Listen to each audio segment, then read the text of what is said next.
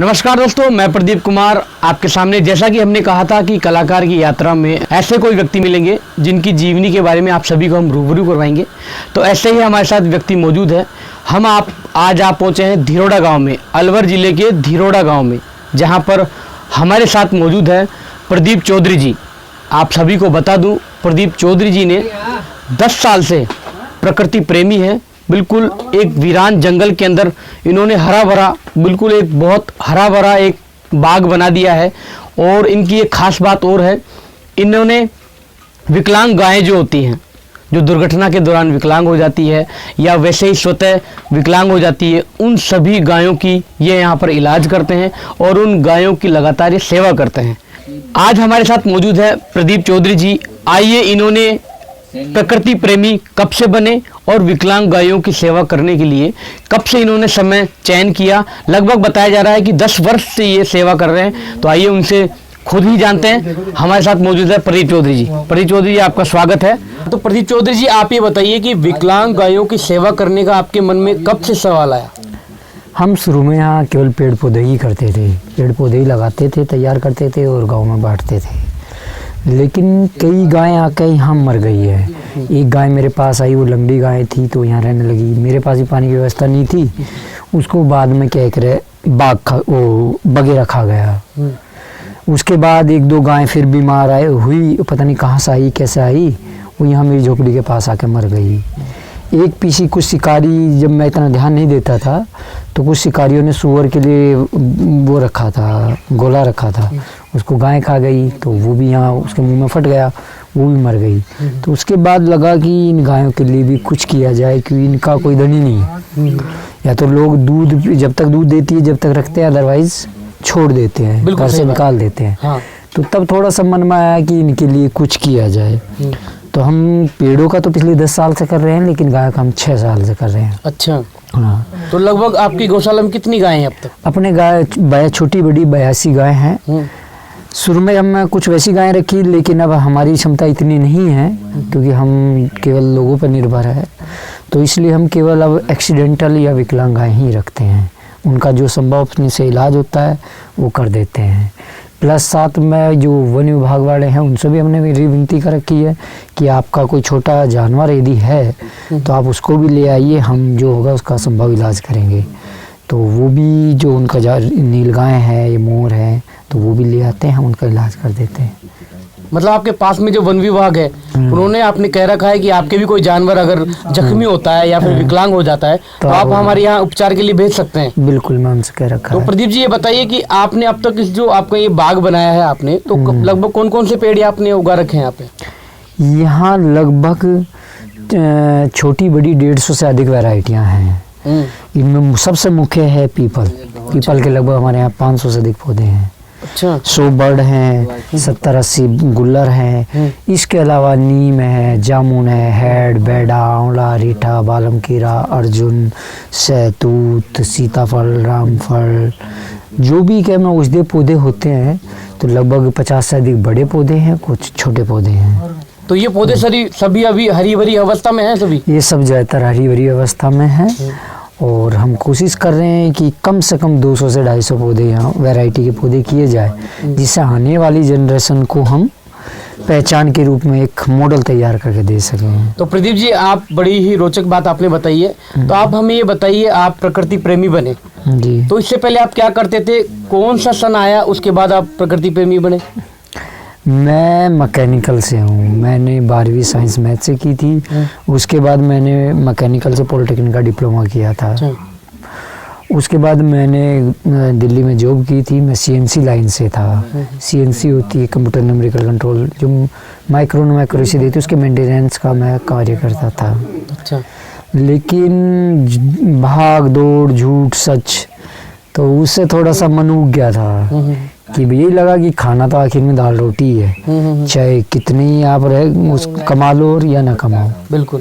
तो मैं छोड़ के यहाँ संस्था में आ गया। अच्छा। तो मैंने वहाँ फ्री 1 साल कार्य किया। तरुण भाषंकर के राजेंद्र सिंह जी हैं, जो जल वाले वाटरमैन के नाम से बड़ी फेमस हैं। तो उनके यहाँ मैंने 1 साल फ्री वर्क किया था। उसके बाद भी संस्था होती है, तो मैं वहाँ भी छोड़ के मैं एक गाँव में यहाँ तालाब के किनारे आ गया।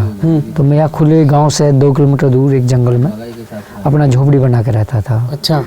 हालांकि 3 साल तक यहाँ पानी कोई व्यवस्था नहीं थी। मैं एक किलोमीटर था, लगभग 1.25 किलोमीटर, वहाँ से कुएं से पानी लाते थे, उन्हीं से पेड़ों को सिंचाई करते थे, उन्हीं से अपना गुजारा करते थे।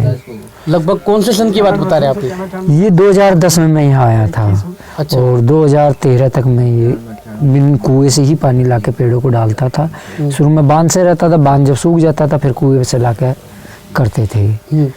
फिर उसके बाद एक किसान से हमने बिजली ली, कुछ लोगों ने सहयोग किया तो हमने एक बोरवेल किया। फिर एक किसान से हमने 3 फेज का था उसके पास, तो उस 5 घंटे आती थी, तो उसके यहाँ से बिजली कनेक्शन लिया। तभी हमने गायें रखी।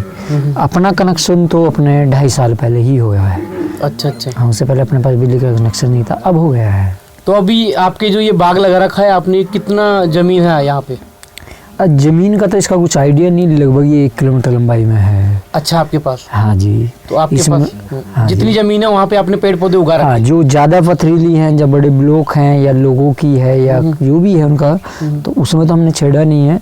और बाकी जमीन में हम लगा रहे हैं धीरे धीरे। तो ऐसा यहाँ पे आसपास की जो जमीन है शायद पथरीली है, तो हाँ, पेड़ पौधे उगने में कोई परेशानी थोड़ी? परेशानी आती है, क्योंकि जमीन में आपसे ये मान के चलिए 80% पत्थर है। हाँ है। 70-80% यदि पत्थर रहेगा तो ग्रोथ में तो कमी रहेगी। कमी रहेगी, हाँ।